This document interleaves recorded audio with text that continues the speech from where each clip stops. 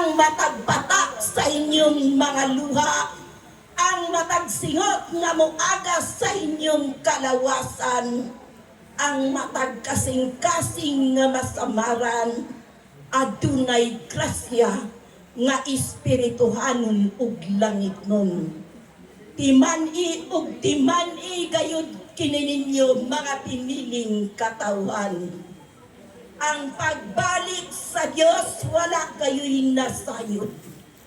Bisan kami ang kaanghelisan sa kalangitan.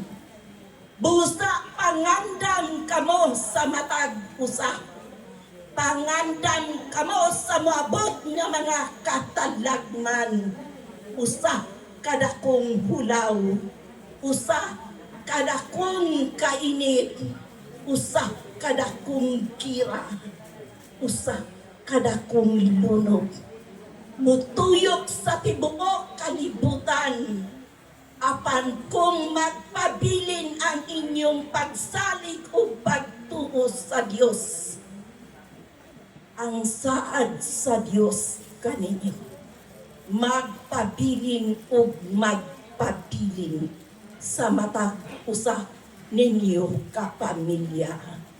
Busa pangandam o pangandam katawhang pinili sa Dios.